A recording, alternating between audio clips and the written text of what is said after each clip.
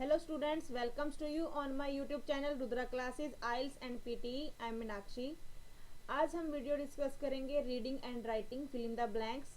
आप सभी को पता है कि reading and writing fill in the blanks आपके मोस्ट इंपॉर्टेंट हैं, आपके रीडिंग के स्कोर के लिए भी एंड राइटिंग के स्कोर के लिए भी। सो स्टार्ट करते हैं आज की वीडियो। आज हम जो वीडियो में डिस्कस करेंगे वो है हमारा पार्ट नंबर 23। इससे पहले वाले पार्ट का लिंक मैं आपको डिस्क्रिप्शन बॉक्स में प्रोवाइड कर दूंगी, आप वहां से उन वीडियो को वॉच कर सकते हो। सो स्टार्ट करते हैं आज की वीडियो। सबसे फर्स्ट क्वेश्चन है हमारा, बिकॉज द इंस्ट्रक्शनल मेथड्स। अब इसमें आपने क्या करना है, कोलोकेशंस पर वर्क करना है कि कहाँ पर जो हमारी पैसेज की जो सेंस है, ब्लैंक की कोई कोलोकेशंस हमें फाइंड आउट हो रही है। मैंने आपके लिए कोलोकेशंस पर भी वीडियो बनाई है, आप वहां से वो वीडियो को भी वॉच कर सकते हो। प्लस आपने देखना है कि जो आपके ग्रामर रूल्स है वो कितने यहाँ पर फॉलो हो सकते हैं, उनके कोडिंग एंड पैसेज का जो मीनिंग है वो क्या है। सो पहले हम रीड करते हैं कि जो हमारा पैसेज है वो हमें किसके बारे में इंफॉर्मेशन प्रोवाइड कर रहा है। Because of the instructional methods expected class participation and the nature of courses very. अब यहाँ पर एक वर्ड आया हमारे पास क्लास पार्टिसिपेशन का, कि किसी क्लास की पार्टिसिपेशन के बारे में बात चली है। Then nature of the courses very, कि जो कोर्सेज है उनका जो नेचर है वो सबका डिफरेंट होता है। इंस्ट्रक्शनल मेथड आया कि क्या क्या उनके लिए इंस्ट्रक्शंस होती हैं डिफरेंट कोर्सेज के लिए, डिफरेंट पार्टिसिपेशन के लिए। So no fix number of absences is. अब कोई फिक्स नंबर नहीं होता कि कितने जो चीज़ें होंगी वो अब्सेंस मिलेंगी आपको, कौन एब्सेंस हो सकता है वहाँ पर।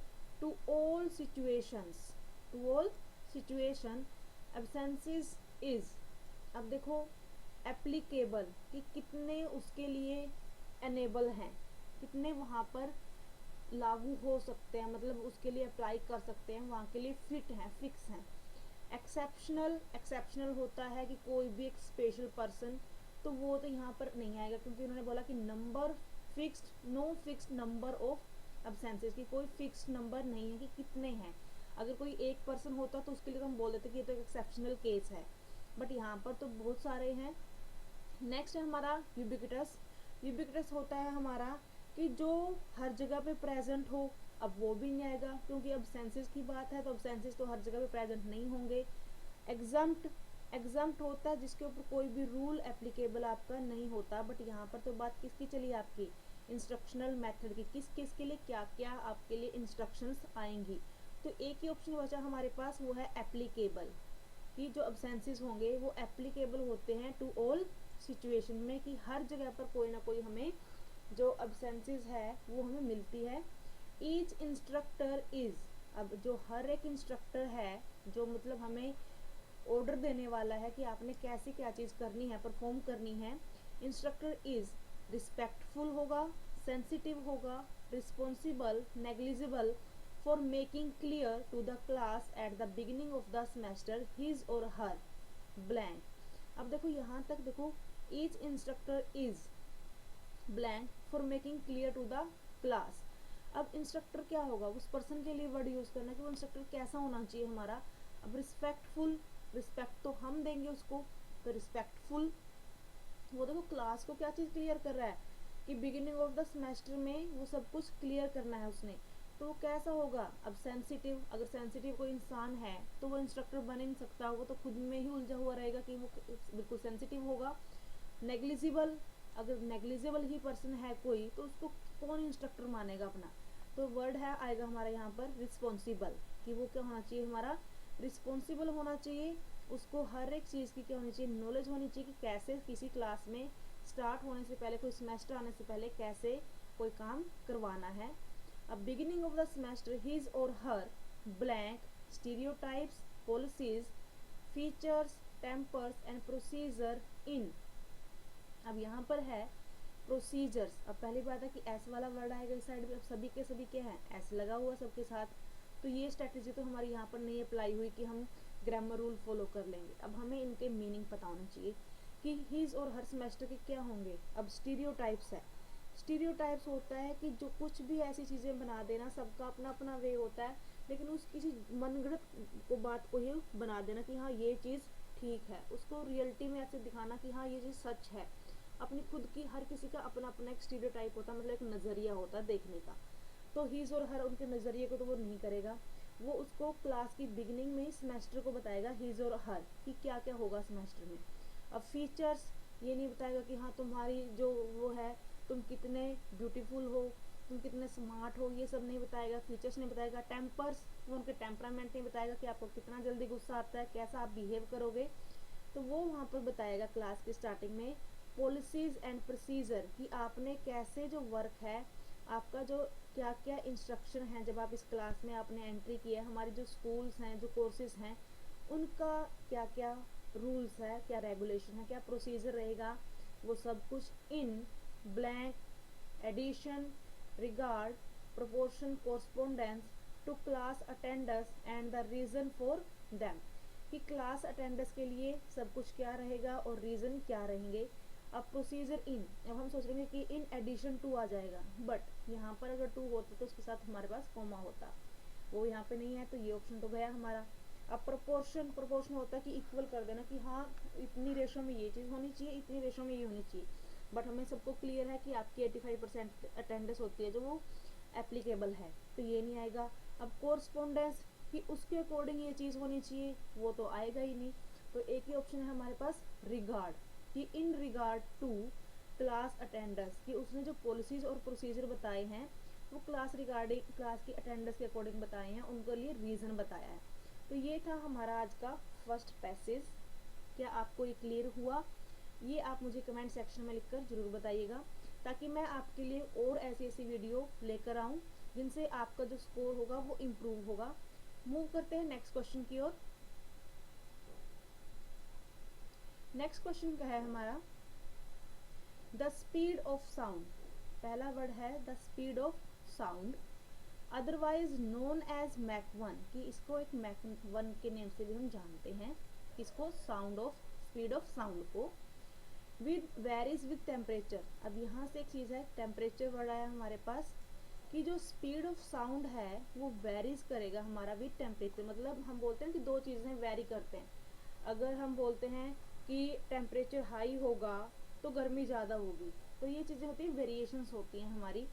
फिर at sea level on a, कि अगर sea level on a standard day, कि जो सी लेवल है स्टैंडर्ड डे पर, द टेम्परेचर इज़ 59 फेराडे होगा, and Mach one is approximately 761 mile per hour होगी।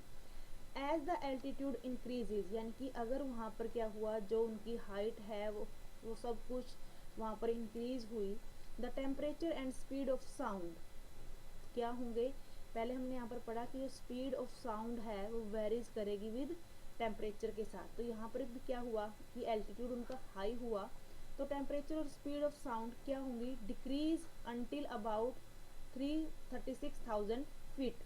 यहाँ तक है कि पहले वो क्या होगी, इंक्रीज हो, डिक्रीज है, after which the temperature blank study until about 60,000 feet, कि स्टडी रहेगा यानी कि सेम रहता है उस टाइम तक। तो अब यहाँ पर क्या है कि पहले क्या होगा, the temperature and speed of sound, अब नोट डिक्रीज, इन्होंने तो बोला है कि वेरिएशंस होंगे, उसमें वेरीज करेगा वो, तो नोट तो आएगा नहीं, येट यहाँ पे नहीं आएगा क्योंकि यहाँ पर हमारे पास अंटिल है, कि अभी तक, अंटिल ने बोला कि इतने तक ये चीज़ ऐसी रहेगी। नन, ऐसा नहीं होगा कि दोनों के दोनों में कुछ भी चेंज नहीं आएगा, तो यहाँ पर हमारे पास ऑप्शन आएगा बोथ, कि दोनों के दोनों क्या करेंगे, डिक्रीज होंगे until about 36,000 फीट तक, after which the temperatures blank study until about 60,000 feet. अब देखो टेम्परेचर क्या रहता है, स्टडी, अब अपोजिज की उल्टा रहेगा, अपोज करेगा उसको, दूसरी साइड से वो करेगा कि अगर एक चीज़ पॉजिटिव है एक चीज़ नेगेटिव है ऐसी होगी, तो अपोज तो नहीं कर सकता टेम्परेचर, वो तो फोर्स कर सकता है कि वो कोई रिपल्सन कर सकते हैं कि दूसरे के साथ टकराएं। फिर रिमेन्स कि ऐसा रहेगा। अब प्लॉट्स ये होता है प्लान बनाना, किसी के लिए प्लानिंग बनाना, प्लानिंग प्लॉटिंग तो नहीं आएगी। म्यूटेट्स, अब म्यूटेट्स होता है कोई भी चीज़ को, किसी चीज़ का नेचर चेंज करना, तो वो कि टेम्परेचर का नेचर ही चेंज हो जाएगा, नेचर के लिए यहाँ पर, या फिर शेप चेंज हो जाएगी, वो भी नहीं है। तो क्या रहता है, temperature study until about 60,000 feet तक वो क्या रहेगा, स्टडी रहेगा। तो स्टडी के लिए जो हमारे पास वर्ड आएगा वो क्या आएगा, रिमेन्स, कि वो वहाँ तक स्टडी रहेगा। Within the 36,000 60,000 foot range Mach 1 is about 661 mph because of the blank it is possible for an airplane flying supersonic at high altitude to be slower than a supersonic flight at sea level। अब because of the किसकी वजह से होता है सब कुछ, अब variety, variety हम बोलते हैं कि खाने में क्या क्या वैरायटी है, यानी कि आइटम क्या क्या है, कि कितनी चीज़ें हमारे पास हैं, मतलब लिस्ट में आइटम्स कितनी हैं, वो होता है वैरायटी। अब ये नहीं आएगा। वेंटिलेशन होता है हमारा कि जब हमें कोई भी चीज़ प्योर एयर हमें प्रोवाइड की जाती है जिस चीज़ से, वो होती है वेंटिलेशन। अब वाइब्रेशन होता है कि किसी चीज़ में थोड़ा सा वो चीज़ क्या कर रही है, स्विंग कर रही है, उसमें मूवमेंट हो रही है, तो वो होगा वाइब्रेशन। जैसे हमारा फ़ोन वाइब्रेट होता है, उसमें मूवमेंट आती है, तो ये चीज़ भी नहीं होगी कि उनके अंदर मूवमेंट आई थी। बिकॉज ऑफ द, जब टेम्परेचर होता है, टेम्परेचर में क्या आती है, वेरिएशंस आती हैं, कि कभी वो अप जा रहा है, कभी वो डाउन जा रहा है, टेम्परेचर के लिए हम वर्ड यूज़ करते हैं वेरिएशन। उसके बाद the transonic band blank the sound barrier extend हुआ from Mach 08 when the first supersonic shock waves blank. अब ये एक्सटेंड हुआ फ्रॉम यानी कि मैक 08 तक, जब first supersonic shock wave blank the wing to Mach 1.2 when the entire wing has gone supersonic, यानी कि जब पूरी की पूरी जो विंग थी वो सुपरसोनिक हो गई थी, यानी कि जो शॉक वेव थी वो क्या की गई होंगी इस पे, when the first supersonic shock wave, यानी कि कोई एक्सपेरिमेंट किया गया होगा। अब डाइवर्ज फ्रॉम कि उसमें से अलग अलग दिशाओं में निकाल दी, सुपरसोनिक वेव को निकालेंगे तो क्या इफेक्ट पड़ेगा, एड टू, एडिशन नहीं कर रहे, प्रिवेंट फ्रॉम की रोक रहे हैं, वो तो हम एक्सपेरिमेंट कर रहे हैं, तो फ्रॉम ऑन, तो यहाँ पर जो ऑप्शन आएगा हमारे पास वो आएगा फ्रॉम ऑन, कि when the first supersonic wave from on the wing, कि उस पर फॉर्म की गई वो to Mach 1.2 when the entire wing has gone supersonic, तो जो पूरा का पूरा विंग है वो क्या हुआ, सुपरसोनिक हो गया। अब एक्सटेंड फ्रॉम, यहाँ पर देखो लेस, यहाँ पर तो टू, अब अराउंड टू होता है हमारे पास, इन मैक 08, ये तो उसकी वो बता रखे हैं कि मैक की जो स्पीड है वो कितनी है, तो अफार नहीं यूज़ करेंगे, वो कितनी दूर है। जब हमें कोई ऐसी वो होगी कि हमें कोई वेरिएशन बताएगी, कोई वैल्यू बताएंगे, तो हम उसके लिए वर्ड यूज़ करते हैं अराउंड, कि फ्रॉम अराउंड इतने पे अप्लाई की टू मैक 1.2। सो ये था हमारा सेकंड पैसेज। नेक्स्ट पैसेज की ओर मूव करते हैं। सो मूव कर रहे हैं नेक्स्ट क्वेश्चन की ओर। ये है हमारा next question. So next question में क्या है, यहाँ से रीड करते हैं, न्यू टेक्नोलॉजीज यानी कि नई टेक्नोलॉजीज के बारे में है, are helping cities replace failing water infrastructure, यानी कि सिटीज़ में जो वाटर का सिस्टम है, वाटर का इंफ्रास्ट्रक्चर है, उसके बारे में बात है, इसके लिए टेक्नोलॉजी के लिए बात आई है। पाइपिंग सिस्टम्स, यानी कि जो पाइपिंग के थ्रू हमारा पानी जाता है उसके लिए अलाउ पॉलीमर बेस्ड मटेरियल, यानी कि to be inserted into old pipes to repair faults, यानी कि वो क्या कर रहे हैं, न्यू टेक्नोलॉजी आई है इसमें वो पॉलीमर बेस्ड मटेरियल को यूज़ कर रहे हैं ओल्ड पाइप में रिपेयर फॉल्ट्स। अब वो क्या कर रहे हैं, यहाँ पे इंसर्टेड कर रहे हैं, उनको रिप्लेस नहीं कर रहे हैं, उन्होंने क्या किया वहाँ पर इंसर्टेड किया है, जो ओल्ड पाइप थे उनके अंदर न्यू पाइप्स को उन्होंने इंसर्ट किया है। So repair faults and blank leaks without having to dig up and lay new pipes, यानी कि उन्होंने लीक्स को क्या करना है, अब देखो लीक्स होती है यहाँ पे कि जो लीक होता है हमारा वाटर वहाँ से, without having to dig up की बिना वहाँ पर खुदाई किए, एंड ले न्यू पाइप्स, और बिना न्यू पाइप्स को वहाँ पर डाले हुए। अब फॉल्ट्स एंड, अब कंटेन लीक्स किसको बनाए रखेंगे, बिल्कुल भी नहीं आएगा। वो रिपेयर कर रहे हैं यहाँ पर, तो क्या करेंगे, उसको रिपेयर किस लिए करते हैं, ताकि वहाँ पर कुछ ना कुछ इम्प्रूव आए। स्टेबलाइज, उसको बिल्कुल कांस्टेंट रखने के लिए कि बस एक जैसा उसको फिक्स ही कर दें कि बस ये अब यहाँ से पानी जाएगा ही नहीं, तो वो भी नहीं करेंगे। अब डिपॉजिट की यहाँ पर अलग सेंस है, डिपॉजिट नहीं करेंगे, डिपॉजिट होता है किसी चीज़ को ऐड ऑन कर देना, तो वो लीक्स को के लिए कौन सा वर्ड यूज़ होगा, रिड्यूस। अगर वो रिपेयर कर रहे हैं फॉल्ट को, तो फॉल्ट में क्या होगा, अगर फॉल्ट को रिपेयर कर देंगे तो रिड्यूस हो जाएगी वहाँ से लीक्स, बिल्कुल ईजी था। When it comes to managing waste, जब वो वेस्ट को मैनेज करने पर आएंगे तो new systems are blank such as advanced immobilized cell reactor technology which uses a system based on the immobilization of bacteria reducing the power and land area needed for conventional waste water treatment system। यानी कि waste water का जो treatment था उसके लिए उनको areas की need थी। अब वो क्या करेंगे, न्यू सिस्टम्स आर क्या होंगे, देखो इतने सारे सिस्टम्स की बात की उन्होंने, तो वो सब मिलके क्या कर रहे हैं, रिड्यूसिंग कर रहे हैं पावर की और लैंड एरिया की, जो कन्वेंशनल वेस्ट वाटर का ट्रीटमेंट सिस्टम होगा, यानी कि ये एडवांस टेक्नोलॉजीज होंगी हमारी। तो इनमें क्या है हमारे पास, अब ऑन गोइंग है जो चल रही है, लेकिन उन्होंने तो it comes to managing waste water, वो तो मैनेज करना चाहते हैं अभी। तो न्यू सिस्टम्स आर अभी तो ऑन गोइंग है ही नहीं। एडजॉर्निंग होता है कि किसी चीज़ को आप वहाँ से, एडजॉर्निंग वर्ड आएगा यहाँ पर ADJO, यहाँ पर जे वर्ड आएगा आपका एडजॉर्निंग, कि एडजॉर्निंग होता है किसी चीज़ को टाल मटोल कर देना, आगे पोस्टपोन कर देना कि बाद में इसको देखेंगे हम। अपब्रिंगिंग होता है कि इसका हम क्या कर रहे हैं, उसको पालन पोषण कर रहे हैं। तो न्यू सिस्टम आर एमर्जिंग, यानी कि न्यू सिस्टम्स को उसके अंदर इंक्लूड करना चाहिए आगे के लिए, कि वो क्या हो, आगे सामने आए, उनको एड ऑन करना चाहिए, उनको अप्लाई करना चाहिए, उनकी एग्जिस्टेंस आगे फर्दर होनी चाहिए। तो ये होता है हमारा एमर्जिंग का मीनिंग। तो यहाँ पर हमारा जो ऑप्शन आएगा वो आएगा एमर्जिंग। उसके बाद है देखो, and companies have realise that much can be achieved by re examining their products at the, अब कंपनी ने रियलाइज किया that much can be achieved, कि अगर वो बहुत ज़्यादा अचीव करना चाहते हैं बाय री एग्जामिनिंग के साथ, कि उनके एक बार अपने जो प्रोडक्ट उन्होंने बनाया है उनको री एग्जामिन करें, दोबारा से चेक करें there products at the stage. अब एट द स्टेज की कौन सी स्टेज, अब एनविजन, एनविजन का मतलब होता है कि कोई इंसान क्या कर रहा है, सिर्फ इमेजिनेशन कर रहा है। विजन मतलब देखना होता है और एनविजन मतलब होता है कि इमेजिनेशन करना, कल्पनाएं करना, अपने मन से ही सब कुछ कर लेना, कि बस मैं अपने मन में ये सब कुछ कर रहा हूँ। शोकेस होता है आपका कि आप कोई चीज़ जो रखते हैं ना अपने घर पे, हमारे कोई भी एसेसरीज है तो हम उसको क्या करते हैं, एक शोकेस में सजा के रखते हैं कि हाँ ये हमारी वो है।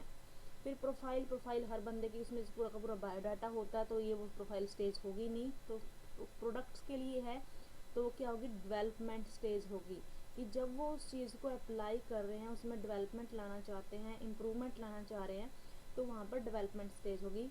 अब by designing items that can be most easily picked apart and the use fewer different materials in their construction, companies can increase the, यानी कि जो मटेरियल उनका कम यूज़ हो रहा है तो और डिफरेंट डिफरेंट आइटम्स हैं कंस्ट्रक्शन के टाइम पे, तो कंपनीज कैन इंक्रीज द, तो कंपनी इंक्रीज कर सकती है blank content of what they produce, जो उन्होंने प्रोड्यूस किया है, cutting waste and generating cost saving, अब कॉस्ट सेविंग कर सकती है देखो, by being able to reuse parts and materials, यानी कि उन्हीं पार्ट को रीयूज पार्ट्स करके एंड मटेरियल्स को। तो यहाँ पर देखो इंक्रीज द डेंस कंटेंट नहीं आएगा, वो क्या कर रहे हैं, रीयूज कर रहे हैं पार्ट्स को, तो यहाँ पर जो ऑप्शन आएगा वो हमारा आएगा रिसाइक्लेबल।